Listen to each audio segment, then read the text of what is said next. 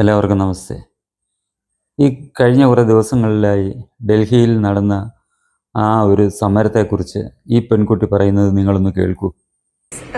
ഞാനിങ്ങനെ usually video എടുക്കുന്ന ഒരാളല്ല, പക്ഷേ എനിക്കിപ്പോൾ നടക്കുന്ന ഈ കുറേ ഒരു ഭയങ്കര ട്രെൻഡാണ് ഈ CJP പ്രൊട്ടസ്റ്റും അതും ഇതുമൊക്കെ.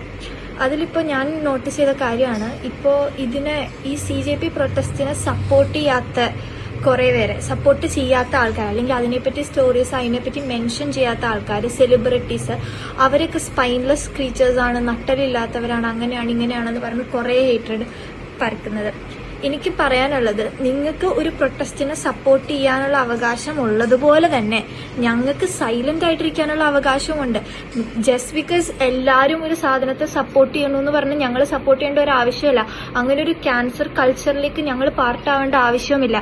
ഞങ്ങൾ ആരെ സപ്പോർട്ട് ചെയ്യണം, ഞങ്ങൾ എന്തിനെ സപ്പോർട്ട് ചെയ്യണം എന്നുള്ളത് കംപ്ലീറ്റ്ലി ഞങ്ങളുടെ ചോയ്സാണ്. അതുപോലെ തന്നെ ഇപ്പൊ വീഡിയോ നടക്കുന്നുണ്ടല്ലോ, ഇന്ത്യയിൽ ഡെമോക്രസി ഇല്ലാന്ന്.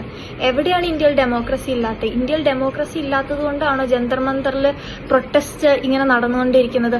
ഒരു ദിവസത്തേക്ക്, ഐ തിങ്ക് ഒരു ദിവസത്തേക്കായിരുന്നു, അത് 3 ദിവസമായിരുന്നു എന്നറിയില്ല, അവർക്ക് പെർമിഷൻ കൊടുത്തിട്ടുണ്ടായിരുന്നുള്ളൂ പ്രൊട്ടസ്റ്റ് നടത്താൻ. പക്ഷെ 20 ദിവസത്തോളം ആ പ്രൊട്ടസ്റ്റ് നീണ്ടുപോയി. അതിന് ഗവൺമെന്റ് അല്ലെങ്കിൽ ഡൽഹി പോലീസ് അതിനെതിരെ ഒരു ആക്ഷനും എടുത്തില്ല, ഒരു രീതിയിലും ആ പ്രൊട്ടസ്റ്റിനെ ഡിസ്റ്റർബ് ചെയ്തില്ല. പക്ഷെ എപ്പോഴാണ് ഇവിടെ പ്രശ്നം വന്നു തുടങ്ങിയത്? സൺസെറ്റ് ചലോ മാർച്ച്, അതായത് ആൾക്കാരെല്ലാരും കൂടെ പാർലമെന്റിലേക്ക് പീപ്പിൾസ് മാർച്ച് നടത്തിയപ്പോഴാണ് ഇങ്ങനെ ഒരു ഡൽഹി പോലീസിന് റിയാക്ട് ചെയ്യേണ്ടി വന്നത്. നിങ്ങളൊരു കാര്യം മനസ്സിലാക്കണം, പാർലമെന്റ് നമ്മുടെ ഹയസ്റ്റ് അതോറിറ്റിയാണ്. നമുക്ക് ഒരു കാര്യം, അത് അവിടെ മൺസൂൺ സെഷൻ നടന്നുകൊണ്ടിരിക്കുകയായിരുന്നു എന്നായിരുന്നു എനിക്ക് തോന്നുന്നത്. എന്ത് തന്നെ ആയാലും പാർലമെന്റിലേക്ക് യാതൊരുവിധ നോട്ടീസും യാതൊരുവിധ പെർമിഷനും എടുക്കാതെ അങ്ങോട്ടേക്ക് ഒരു ഇതുമില്ലാണ്ട് ഇമോഷണലി ചാർജ്ഡ് ആയിട്ടുള്ള കുറെ പിള്ളേർ അല്ലെങ്കിൽ കുറെ ആൾക്കാരെ അങ്ങോട്ടേക്ക് കൊണ്ടുവന്നത് എന്ത് ധൈര്യത്തിലാണ്? ഒരു സാധാരണ മനുഷ്യന് അതിൻ്റെ ഉള്ളിൽ കയറാൻ പറ്റില്ല. ഹൈലി പ്രൊട്ടക്റ്റഡ് ആണ് ആ ഏരിയ. ഇവരുടെ കയ്യിൽ ബോംബാണോ കത്തിയാണോ ലാത്തിയാണോ എന്താന്ന് ആർക്കെന്താ അറിയാ? അങ്ങനെ ഒരു നമ്മുടെ കൺട്രിയുടെ പാർലമെന്റിലേക്ക് കുറെ ആൾക്കാർക്ക് അങ്ങനെ മാർച്ച് ചെയ്തു പോകാനുള്ള എന്ത് അവകാശമാണുള്ളത്? ഫ്രീഡം ഉണ്ട്, നമുക്ക് ഫ്രീഡം ടു അസംബിൾ പീസ്ഫുൾ എല്ലാം നമുക്ക് ഉണ്ട്. പക്ഷെ അതിന് റീസണബിൾ റെസ്ട്രിക്ഷൻസും ഉണ്ട്. പെർമിഷൻ എവിടെ? ഈ ലീഡേഴ്സ്, എന്റെ ചോദ്യം തന്നെ, ഈ ലീഡേഴ്സ് എവിടെയായിരുന്നു ഈ പ്രൊട്ടസ്റ്റ് നടക്കുമ്പോൾ? എവിടെ? അഭിജിത് ദിക്ക് എവിടെ? ആരുമില്ല. എല്ലാം കുറച്ച് ഇമോഷണലി ചാർജ്ഡ് ആയിട്ടുള്ള കുറെ കുട്ടികളെ ഫ്രണ്ടിൽ നിർത്തിയിട്ടാണ് ഇവർ ഈ ചെയ്യുന്നത്. ഇപ്പൊ ഞാനിത് പറയുന്നത് കൊണ്ട് എന്റെ സോഷ്യൽ സർക്കിളിൽ നിന്ന് ഞാൻ നല്ല രീതിയിൽ ഔട്ട് ആവുന്നുണ്ട്. കാരണം എല്ലാരും പറയുന്ന കാര്യമല്ല ഞാൻ പറയണത്. പക്ഷെ അത് അക്സെപ്റ്റ് ചെയ്യാൻ നിങ്ങളും പഠിക്കുന്നില്ല. നമുക്ക് നമ്മുടേതായ അഭിപ്രായം ഉണ്ടെന്നുള്ള സത്യം നിങ്ങൾ മനസ്സിലാക്കുന്നില്ല. ഞങ്ങള് CJP സപ്പോർട്ട് ചെയ്യുന്നില്ല എന്നതുകൊണ്ട് നമ്മള് പറയാണ് മോഡിയെ പൈസ തന്നിട്ടാണ് നമ്മൾ വീഡിയോ ചെയ്യുന്നത്. എവിടെ പൈസ ആയിരുന്നു? നമുക്ക് ഓരോരുത്തർക്കും ഓരോ മനുഷ്യന് തോന്നുന്ന അഭിപ്രായങ്ങൾ പറയാനുള്ള അവകാശം ഉണ്ട് ഇന്ത്യയിൽ. അത് പറയുന്നത് കൊണ്ട് നിങ്ങൾ കുറെ ഹേറ്റഡ് തന്നിട്ട് ഒരു കാര്യമില്ല. ഇപ്പൊ ഇപ്പൊ നീറ്റ് ലീക്ക് പേപ്പറിന്റെ കേസ് ആണെങ്കിൽ തന്നെ പേപ്പർ ലീക്കായി. അത് എവിടെയാ? കോൺഗ്രസ് ഭരിച്ചിരുന്ന ജാർഖണ്ഡിൽ നിന്നാണ് ഈ പേപ്പർ ലീക്കായത്. അവിടെ നിന്ന് ലീക്കായെന്ന് അറിഞ്ഞപ്പോ തന്നെ അതിന് വേണ്ട ആക്ഷൻസ് എടുത്തു. ആ ഇഷ്യൂ സോർട്ട് ചെയ്തു. നെക്സ്റ്റ് റീനീറ്റ് നടത്തി. NTA-യുടെ ഡയറക്ടറിനെ മാറ്റി, ISR ചെയർമാൻ അതിലേക്ക് ആഡ് ചെയ്തു, 13 ആൾക്കാരെ അറസ്റ്റ് ചെയ്തു. ഇതിൽ കൂടുതൽ ഒരു ഗവൺമെന്റിന് എന്താണ് ചെയ്യാൻ പറ്റുക? ഇപ്പോ ഈ പറയുന്ന CJP ആണെങ്കിൽ എന്താണ് ഇതിന് സൊല്യൂഷൻ? നിങ്ങളായിരുന്നെങ്കിൽ എന്ത് സൊല്യൂഷനാണ് ഇതിന് ഇങ്ങനെ നടക്കായിരുന്നു? എന്ത് സൊല്യൂഷൻ നിങ്ങൾ ചെയ്യുമായിരുന്നു? ഇതിനു മുമ്പേ ഈ BJP ഗവൺമെന്റ് വന്നതിന് മുമ്പേ എത്രയോ എക്സാംസ് ലീക്ക് ആയിട്ടുണ്ട്. അതിനൊക്കെ ഏത് എഡ്യൂക്കേഷൻ മിനിസ്റ്ററാണ് റിസൈൻ ചെയ്തത്? അന്നേരം ഇത് ഞാൻ എൻ്റെ ഒരു ഫ്രണ്ടിനോട് പറഞ്ഞപ്പോൾ എന്നോട് പറഞ്ഞത്, ഇപ്പോൾ അന്നേരം പിള്ളേർക്ക് പ്രൊട്ടസ്റ്റ് ചെയ്യാനുള്ള ധൈര്യം ഉണ്ടായിരുന്നില്ല, ഇപ്പോഴാണ് പിള്ളേർക്ക് ധൈര്യമുള്ളതെന്ന്. അങ്ങനെ നോക്കുവാണെങ്കിൽ അന്നത്തെ കാലത്താണോ ഇന്നത്തെ കാലത്താണോ ഡെമോക്രസി കൂടുതൽ? ഇന്ന് ഇത്രയും പ്രൊട്ടസ്റ്റ് അടക്കാനുള്ള ധൈര്യം ഉണ്ടെങ്കിൽ ഇവിടെ ഡെമോക്രസി ഉള്ളത് കൊണ്ടാണ് ഇവിടെ ഈ പ്രൊട്ടസ്റ്റ് നടക്കുന്നത്. 1974 തോന്നുന്നു ഇന്ദിരാഗാന്ധി ഗവൺമെന്റ്, നമ്മുടെ അയൺ ലേഡി ഭരിച്ചുകൊണ്ടിരുന്ന സമയത്ത് JP നാരായണൻ ഒക്കെ കൂടെ ഒരു പീപ്പിൾസ് മാർച്ച് നടത്തിയിരുന്നു പാർലമെന്റിലേക്ക്. ഫോമർ പ്രൈം മിനിസ്റ്ററിന്റെ ഇലക്ഷൻ ഇൻവാലിഡ് ആണെന്ന് പറഞ്ഞുകൊണ്ട്, അല്ലെങ്കിൽ ആ അലഹബാദ് കോർട്ട് ആ ഇഷ്യൂവിനെ ബേസ് ചെയ്ത് ഒരു പീപ്പിൾസ് മാർച്ച് നടത്തി. ഒരു റെയിൽവേ സ്ട്രൈക്കും ഉണ്ടായിരുന്നു. ആ സമയത്ത് ഇന്ദിരാഗാന്ധി ഗവൺമെന്റ് എന്താണ് ചെയ്തത്? ആ വന്ന സ്ട്രൈക്കിലെ മേജർ ലീഡേഴ്സിനെ എല്ലാം പിടിച്ച് ജയിലിൽ ഇടുകയല്ലേ ചെയ്തത്. ഇവിടെ കംപ്ലീറ്റ്ലി മീഡിയ, ന്യൂസ് പേപ്പേഴ്സ് എല്ലാം കട്ട് ചെയ്തു, ഇലക്ട്രിസിറ്റി കട്ട് ചെയ്തു ഓവർനൈറ്റ്. എന്ത് ഇലക്ഷൻ ഇൻവാലിഡ് ആണെന്ന് പറഞ്ഞേനോ, അല്ലെങ്കിൽ ഇലക്ഷൻ ഇൻവാലിഡ് ആണെന്ന് അലഹബാദ് ഹൈക്കോർട്ട് ഡിക്ലെയർ ചെയ്തേനോ? അതാണ് അങ്ങനെ ഒരു റിയാക്ഷൻ ആണോ നിങ്ങൾ ഗവൺമെന്റിൽ നിന്ന് എക്സ്പെക്ട് ചെയ്യേണ്ടത്? അതാണോ ഡെമോക്രസി? ഇതിപ്പോ ഈ പാർലമെന്റിലേക്ക് ഇത്രയും ആൾക്കാർ കയറി പോകുന്നത് നമ്മുടെ ഇന്റേണൽ സെക്യൂരിറ്റിനെ ബാധിക്കുന്ന കാര്യമാണ്, നമ്മുടെ പബ്ലിക് ഓർഡറിനെ ബാധിക്കുന്ന കാര്യമാണ് എന്ന് പറഞ്ഞ് എമർജൻസി ഡിക്ലെയർ ചെയ്താൽ നിങ്ങളത് സമ്മതിക്കോ? ഇല്ലല്ലോ. അതാണ്. അപ്പോ ഒരു കാര്യം, അല്ലെങ്കിൽ നാലാള് എല്ലാരും ആകാശത്തേക്ക് നോക്കിയെന്ന് പറഞ്ഞാൽ നമ്മൾ ആകാശത്തേക്ക് നോക്കേണ്ട ഒരു കാര്യമില്ല. കോമൺ സെൻസ്, ഇതിന് വലിയ പൊളിറ്റിക്സോ അല്ലെങ്കിൽ വലിയ ജിക്കോ ഒന്നും അറിയേണ്ട കാര്യമില്ല. ഇച്ചിരി കോമൺ സെൻസ് ഉപയോഗിച്ച് ചിന്തിച്ചാൽ മതി. Thank you. സത്യത്തിൽ ഇതല്ലേ നമ്മുടെ രാജ്യത്തെ മഹാഭൂരിപക്ഷം വരുന്ന ജൻസികളുടെയും അഭിപ്രായം, യുവതയുടെ അഭിപ്രായം? തീർച്ചയായിട്ടും അത് തന്നെ. ഇവരൊക്കെ പക്ഷേ മറ്റുള്ളവരുടെ കൂട്ട്, ഡൽഹിയിൽ അക്രമം നടത്താൻ ഇറങ്ങിയവരുടെ കൂട്ട് പ്രശ്നം ഉണ്ടാക്കാത്ത എന്താണ് എന്നുള്ളത് നമ്മൾ ചിന്തിക്കും. ഒറ്റ കാരണമേ ഉള്ളൂ, ഇവർ ഈ രാജ്യത്തെ സ്നേഹിക്കുന്ന, സദാചാര മൂല്യങ്ങൾ ഉയർത്തി പിടിച്ച് ജീവിക്കുന്ന ഒരു നമ്മുടെ രാജ്യത്തിൻ്റെ മഹാഭൂരിപക്ഷം വരുന്ന ആ ഒരു യുവതയുടെ പ്രതീകം തന്നെയാണ്. അല്ലാതെ സദാചാരവിരുദ്ധമായി ജീവിച്ച്, അസാൻമാർഗികമായി ജീവിച്ച് ഏത് രീതിയിലും പണമുണ്ടാക്കണം എന്ന് പറഞ്ഞ് നടക്കുന്ന തരക്കാരല്ല ഈ വീഡിയോയിൽ കാണുന്ന പെൺകുട്ടി എന്നതാണ് യാഥാർത്ഥ്യം. ചോദിച്ച ചോദ്യങ്ങളെല്ലാം നമ്മൾ കേട്ടതാണ്. ഇന്ദിരാഗാന്ധിയുടെ കാലത്ത് അവരെന്താണ് ചെയ്തത്? അടിയന്തരാവസ്ഥ പ്രഖ്യാപിച്ചു, അവർക്കെതിരെ ഒരു വിധി വന്നു, അവരുടെ തിരഞ്ഞെടുപ്പ് അയോഗ്യപ്പെടുത്തിക്കൊണ്ട്. ഇന്ന് അവരെന്താണ് കാണിച്ചത്? അടിയന്തരാവസ്ഥ പ്രഖ്യാപിച്ചു, ഉള്ള ആൾക്കാരെ മൊത്തം പ്രതിഷേധിച്ചവരെയെല്ലാം, പ്രതിഷേധം തെരുവിലിറങ്ങണമായിരുന്നു എന്നില്ല, ഒരു വാക്കുകൊണ്ട് പോലും അതിനെ കുറ്റപ്പെടുത്തി പറഞ്ഞവരെയെല്ലാം അവർ പിടിച്ചകത്തിട്ടു. മാസങ്ങളോളം അകത്തിട്ടു, വർഷങ്ങളോളം.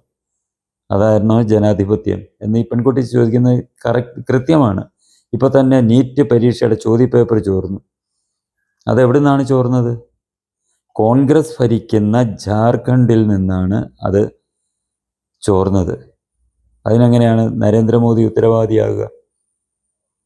അപ്പോൾ ഈ സമരത്തിൻ്റെ പിന്നിലെ ഉദ്ദേശ ലക്ഷ്യം, ഇതിനെ കോൺഗ്രസ് സപ്പോർട്ട് ചെയ്തെന്താണെന്ന് പറഞ്ഞാൽ, കോൺഗ്രസ് ഭരിക്കുന്ന സംസ്ഥാനത്ത് നിന്നാണ് ഈ ചോദ്യപേപ്പർ ചോർന്നത് എന്നുള്ളത് കൊണ്ട് അവർക്കതും മറച്ചു വെക്കണമായിരുന്നു. അത് തന്നെയല്ല, നാട്ടിലൊരു കലാപം നടത്തി ഭരണത്തെ അട്ടിമറിക്കുക, രാജ്യത്തിൻ്റെ വികസന പ്രവർത്തനങ്ങളെ ഇല്ലാതാക്കുക, രാജ്യപുരോഗതിയെ ഇല്ലാതാക്കുക എന്നുള്ളത് തന്നെയായിരുന്നു കോൺഗ്രസിൻ്റെ ലക്ഷ്യം. അഭിജിത് ദീപ് പോലുള്ളവരുടെ ഉദ്ദേശം എന്തായിരുന്നു? അവർ വിദേശ ശക്തികളുടെ പിണിയാളുകളായി നിന്നുകൊണ്ട് രാജ്യത്തെ നശിപ്പിക്കാനാണ് ശ്രമിച്ചത്. അമേരിക്കൻ ഡീപ്പ് സ്റ്റേറ്റ്, ഈ ഡീപ്പ് സ്റ്റേറ്റ്, ഈ ജോർജ് സോറോസിൻ്റെ ഡീപ്പ് സ്റ്റേറ്റ്, അതിൻ്റെ ഒരു ഭാഗമാണ് കോൺഗ്രസ് പാർട്ടി പ്രതിപക്ഷങ്ങളും, ഒപ്പം തന്നെ മറുഭാഗമാണ് ഈ അഭിജിത് ദീപ് സംഘവും. അതാണ് നമ്മൾ മനസ്സിലാക്കേണ്ടത്. ഈ പെൺകുട്ടി, ഇതേപോലുള്ള ആൾക്കാർക്ക്, ചിന്തിക്കുന്നവരെന്നല്ല, എല്ലാവരും ചിന്തിക്കുന്നവരാണ്, ചിന്തിക്കുന്നത് കൊണ്ടാണല്ലോ കലാപം ഉണ്ടാക്കാനും ശ്രമിക്കുന്നത്. അവരുടെ ചിന്ത വേറെ രീതിയിൽ. ഞാൻ മുമ്പ് പറഞ്ഞതിൻ്റെ പോലെ തന്നെ അസാൻമാർഗികമായും അധാർമികമായും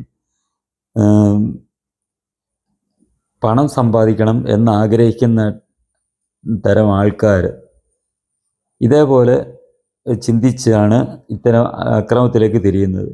അതേസമയം സന്മാർഗാധിഷ്ഠിതമായി ജീവിക്കുന്നവർ, ഈ രാജ്യത്തെ സ്നേഹിക്കുന്നവർ, അവരൊക്കെ ഈ പറഞ്ഞ പെൺകുട്ടിയുടെ വാക്കുകൾ അതേപോലെ മനസ്സിൽ കൊണ്ട് നടക്കുന്നവരാണ് എന്നും നമ്മൾ മനസ്സിലാക്കുക. പിന്നെ ഈ കുട്ടി ചോദിച്ചൊരു കാര്യമുണ്ട്, എല്ലാവരും ഈ പ്രതിഷേധിക്കുമ്പോൾ അതിൽ പ്രതിഷേധിക്കാതെ ഇത് തെറ്റാണെന്ന് പറയുന്നവരെ ഇവർ മറ്റു രീതിയിൽ ഒറ്റപ്പെടുത്തുമെന്ന് പറഞ്ഞു. അത് സ്വാഭാവികമാണ്. നമ്മൾ നമ്മുടെ സമൂഹത്തിൽ കാണാറില്ലേ, അസാൻമാർഗിക ജീവിതം നടക്കുന്ന, അസാൻമാർഗിക മാർഗത്തിലൂടെ ധനസമ്പാദനം നടത്തിക്കൊണ്ടിരിക്കുന്ന സ്ത്രീകളെക്കുറിച്ച് അവർ മറ്റുള്ളവരെക്കുറിച്ച് എന്താണ് പറയുന്നത്? വളരെ മോശമായിട്ടേ പറയത്തുള്ളൂ. അവരെ ഏതൊക്കെ രീതിയിൽ അവരെ മോശപ്പെടുത്താൻ ശ്രമിക്കും, അതേപോലെ ഉള്ള കാര്യം തന്നെയാണ് ഇവിടെ നടന്നിരിക്കുന്നത്. പിന്നെ സെലിബ്രിറ്റീസ് എല്ലാവരുടെയും പൊതുവെ ഉള്ള കാര്യം തന്നെയാണ് ഞാൻ പറയുന്നത്. ആ ഒരു ഉപമ എന്ന് പറയുന്നത് എല്ലാവരുടെയും കാര്യം ഇത് തന്നെയാണ്. കുറേ ആക്ടേഴ്സ് എന്നും ആക്ടിവിസ്റ്റ് എന്നും ഒക്കെ പറഞ്ഞ് കുറേ എണ്ണം ഇറങ്ങിയിട്ടുണ്ട്. അവരുടെ എല്ലാം ലക്ഷ്യം ഇതൊക്കെ തന്നെയാണ്. എങ്ങനെയും കുറേ ധനം സമ്പാദിക്കുക, എവിടുന്ന് കിട്ടിയാലും അത് സ്വീകരിച്ചുകൊണ്ട് അതിനായിട്ട് പ്രവർത്തിക്കുക, പണത്തിന് വേണ്ടി.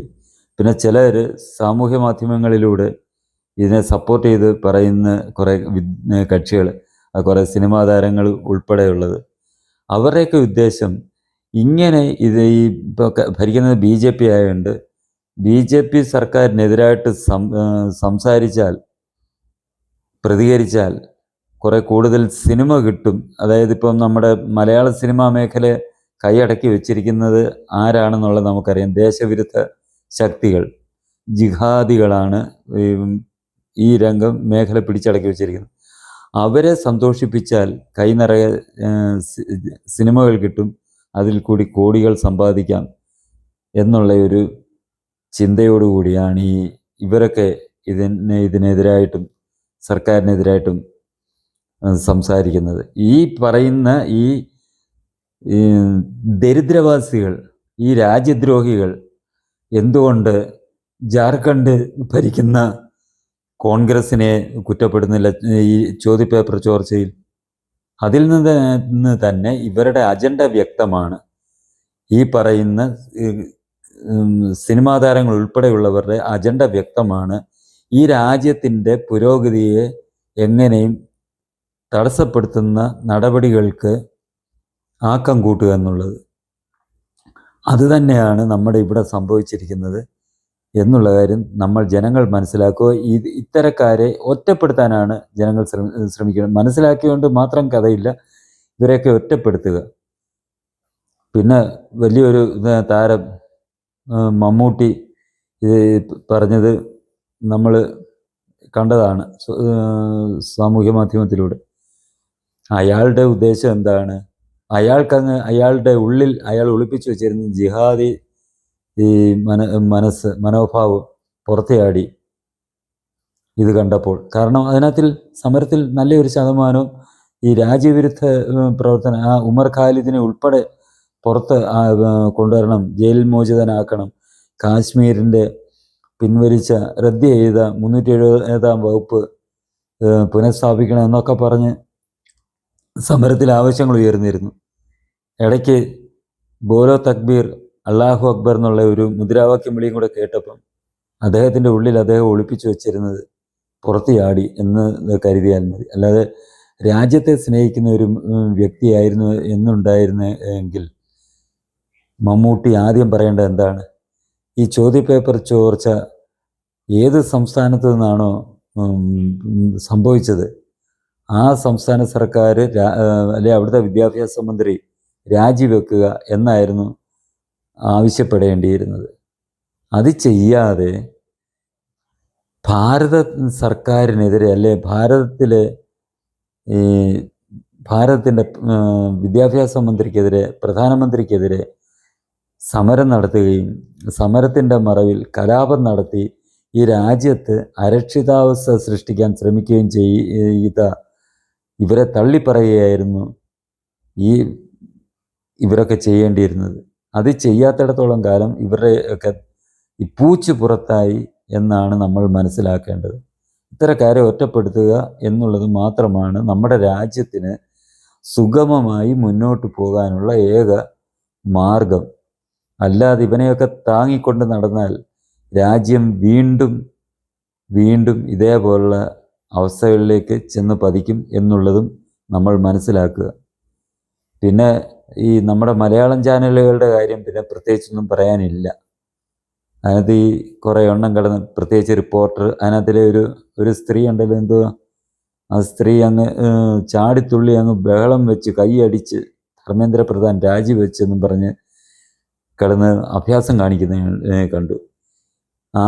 അവളോട് ചോദിക്കാനൊന്നേ ഉള്ളൂ, ഈ കേരളത്തിലെ PSC ചോദ്യ പേപ്പർ ചോർന്നു, നീ ഇതിനെക്കുറിച്ച് ഏത് രീതിയിൽ നീ പ്രതികരിച്ചു? നീ അത് ഒരു ചർച്ച വെച്ചോ? എന്തുകൊണ്ട് നീ അതിന് ചർച്ച വെച്ചില്ല? ഒന്നുകൂടി, ഈ ചോദ്യപേപ്പർ ചോർന്ന ജാർഖണ്ഡിൽ നിന്നാണ്, നീ അതിനെക്കുറിച്ച് എന്തുകൊണ്ടൊരു ചർച്ച വെച്ചില്ല? അതൊക്കെയാണ് ജനങ്ങൾ മനസ്സിലാക്കേണ്ടത്. ഈ ദേശവിരുദ്ധ ചാനലുകളും ആ ചാനലുകളിൽ കുറേ ദേശവിരുദ്ധ ശക്തികൾ അവരിരുന്ന് കുരയ്ക്കുന്നതിന് അനുസരിച്ച് തുള്ളുന്ന കുറേ ചിന്താശൂന്യരായിട്ടുള്ള ജനങ്ങൾ, അതൊക്കെയാണ് ഇവർ മുതലാക്കുന്നതും അവരുടെ ആ ഒരു നിസ്സംഗതയാണ് ഇവരൊക്കെ വിറ്റ് കാശാക്കുന്നത്. അങ്ങനെ തടിച്ചു കൊടുക്കുകയാണ് ഇവളുമാരൊക്കെ. അതും നമ്മൾ മനസ്സിലാക്കണം. അത്തരക്കാരെ നമ്മൾ ഒറ്റപ്പെടുത്തിയില്ലെങ്കിൽ പിന്നെ നമ്മൾ ഈ രാജ്യസ്നേഹികളാണെന്ന് പറയുന്നതിൽ എന്തെങ്കിലും അർത്ഥമുണ്ടോ? ഈ ഭാരതത്തെ സ്നേഹിക്കുന്നവരാണെന്ന് പറയുന്നതിൽ എന്തെങ്കിലും അർത്ഥമുണ്ടോ എന്ന് നിങ്ങൾ ഓരോരുത്തരും സ്വയം ചിന്തിച്ച് നോക്കുക. ഇവളുമാരുടെയൊക്കെ ഓട്ടവും ചാട്ടവും ഒരു ചാനലിൽ നിന്ന് മറ്റൊരു ചാനലിലേക്കും അതിൽ നിന്ന് അപ്പുറത്തോട്ടും ചാടി നടക്കുന്നതിൻ്റെ കൂട്ട് ആണെന്നാണ് ഇവളുടെയൊക്കെ വിചാരം. ഇവളുടെയൊക്കെ ആത്മാർത്ഥത എന്ന് പറയുന്നത് ഈ ദ്രോഹത്തിലും രാജ്യവിരുദ്ധതയിലും പണത്തിലും മാത്രമാണ് ഇവളുമാർക്കൊക്കെയുള്ള ആത്മാർത്ഥതയുള്ളത്, അല്ലാതെ രാജ്യസ്നേഹത്തിലല്ല. രാജ്യസ്നേഹികളാണെന്നുണ്ടെങ്കിൽ ഒരിക്കലും ഒരു പാർലമെൻറ്റിനെ ആക്രമിക്കാൻ ശ്രമിക്കുന്നതിനെ അനുകൂലിച്ച് പറയുകയില്ല, ഒരു രാജ്യത്തിനെതിരായിട്ട് പറയുകയില്ല, ആ രാജ്യത്തെ ഭരണകൂടത്തിനെതിരെ പറയുകയില്ല. അവരുടെ ഭാഗത്തും തെറ്റുണ്ടെങ്കിൽ അത് ചൂണ്ടിക്കാണിക്കാം. പക്ഷേ അതല്ല ചെയ്യുന്നത്. അക്രമത്തിന് ഈ ഊർജം നൽകുന്ന രീതിയിലുള്ള വാക്കുകളാണ് ഇവളുമാരുടെയൊക്കെ നാവിൽ നിന്ന് ഉതിർന്നു വീഴുന്നത്. പിന്നെ ഇവളുമാരെയൊന്നും പറഞ്ഞിട്ട് കുറ്റമില്ല, പറഞ്ഞിട്ട് കാര്യമില്ല. കാരണം ഇവളെയൊക്കെ വളർത്തിക്കൊണ്ടുവന്ന് ഇവിടെയൊക്കെ മാതാപിതാക്കളെയാണ് നമ്മൾ പറയേണ്ടത്. സ്വന്തം മക്കളെ ഇങ്ങനെ രാജ്യവിരുദ്ധരായിട്ടും ഈ മര്യാദകെട്ട രീതിയിലും വളർത്തിക്കൊണ്ടുവന്ന് ആ പശ്ചാത്തലം, ഇവരുടെയൊക്കെ കുടുംബ പശ്ചാത്തലം അതായതുകൊണ്ട് അവരതനുസരിച്ച് പ്രവർത്തിക്കുന്നു എന്നുള്ളതേ ഉള്ളൂ. നമ്മളാരാണെന്നുണ്ടെങ്കിലും നമ്മുടെ പ്രവർത്തനങ്ങൾ നമ്മൾ ചെറുപ്പത്തിൽ തൊട്ട് കേട്ട് വരുന്നതിലിരുന്ന് കണ്ടു വളരുന്നതും അനുസരിച്ചാണ് രൂപപ്പെട്ടു വരുന്നത്. ഇവളുമാരുടെയൊക്കെ വീട്ടിൽ സാഹചര്യം ഈ രാജ്യവിരുദ്ധതയും ഈ ഇതേപോലുള്ള തോന്നിവാസം പറച്ചിലും ഒക്കെ ആയതുകൊണ്ട് അവരുടെ സ്വഭാവം അങ്ങനെ ആയി എന്നുള്ളതാണ് നമ്മൾ ചിന്തിക്കേണ്ടത്. അപ്പം ഇവരെക്കാട്ടി കൂടുതൽ കുറ്റക്കാർ ഇവരെ ഈ രീതിയിൽ വളർത്തിക്കൊണ്ടുവന്നവർ തന്നെയാണ് എന്നുള്ളത് നമ്മൾ മനസ്സിലാക്കുക. അത് മനസ്സിലാക്കിക്കൊണ്ട് ഇത്തരക്കാരെ നമ്മൾ പൂർണ്ണമായിട്ടും ഈ തമസ്കരിക്കാനുള്ള ശ്രമം നടത്തണം. അതേപോലെ തന്നെ ഇപ്പോൾ ഈ വീഡിയോ പറഞ്ഞ ആ പെൺകുട്ടിയെ പോലുള്ളവരെ, ആ കുട്ടിയുടെ പേരെന്താണെന്നും എനിക്കറിയില്ല, എവിടെ ഉള്ളതാണെന്നും അറിയില്ല. ഇതേ മനോഭാവമുള്ള നമ്മുടെ ഈ രാജ്യത്തെ മഹാഭൂരിപക്ഷം വരുന്ന യുവതയെ നമ്മൾ ഉയർത്തിക്കൊണ്ടുവരണം, അവരെ നമ്മൾ പ്രോത്സാഹിപ്പിക്കുകയും ചെയ്യണം. അല്ലാതെ ഡൽഹി സമരത്തിൽ നമ്മൾ കണ്ടതാണ് ഈ അല്പവസ്ത്രധാരികളായിട്ടുള്ള കുറേ പെൺകുട്ടികളെ ഇവളുമാരെന്തൊക്കെ അവിടെ കാണിച്ചു കൂട്ടിയതെന്ന് നമ്മൾ കണ്ടതാണ്. അതേപോലുള്ളവരെ അല്ല നമ്മൾ വളർത്തിക്കൊണ്ടുവരേണ്ടത്, പ്രോത്സാഹിപ്പിക്കേണ്ടത്. ഈ കഞ്ചാവ് അടിച്ചും മയക്കുമരുന്ന് അടിച്ചും ഇങ്ങനെ രാജ്യത്തിനെതിരായി പ്രവർത്തിക്കുന്ന കക്ഷികളെ, അവർക്കൊക്കെ പണമാണ് വേണ്ടത്. ഈ മയക്കുമരുന്ന് വാങ്ങണമെങ്കിൽ തന്നെ പണം വേണമല്ലോ. നമ്മുടെ കേരളത്തിൽ നമ്മൾ കണ്ടുവരുന്ന ഈ സിനിമാ മേഖല തന്നെ അത് മയക്കുമരുന്നിൻ്റെ കേന്ദ്രമാണ്. ഈ തൂഫാൻ എന്നും പറഞ്ഞൊരു പോലീസിൻ്റെ നടപടിയിൽ എത്രമാത്രം പോലീസുകാർ, അവരുടെ റിപ്പോർട്ടുകൾ തന്നെ വരുന്നുണ്ട് ഈ സിനിമാ മേഖല ഈ മയക്കുമരുന്നിൻ്റെ കേന്ദ്രമാണെന്ന്. അപ്പോൾ അങ്ങനെയൊക്കെ ഉള്ളവർക്ക്, അതിനകത്തിലൊക്കെ ഉൾപ്പെട്ടിട്ടുള്ളവർക്ക് ഈ സമരത്തെ അനുകൂലിച്ച് പറഞ്ഞ് സമരത്തിൽ പങ്കെടുത്തും ഒക്കെ ഈ മയക്കുമരുന്നിനുമൊക്കെ കൂടുതൽ പണം ഉണ്ടാക്കാൻ കഴിയുകയുള്ളൂ എന്നുള്ളത് കൊണ്ടായിരിക്കാം ഇതിനൊക്കെ ഈ ഈ അക്രമത്തിനിറങ്ങി പുറപ്പെട്ടത് എന്ന് ചിന്തിച്ചാൽ നമ്മളെ കുറ്റപ്പെടുത്താൻ കഴിയുകയില്ല. ഈ ചാനൽ നിങ്ങൾക്ക് ഇഷ്ടമായെങ്കിൽ ഇതിനെ വളർത്താനായി നിങ്ങൾ സഹായിക്കുക.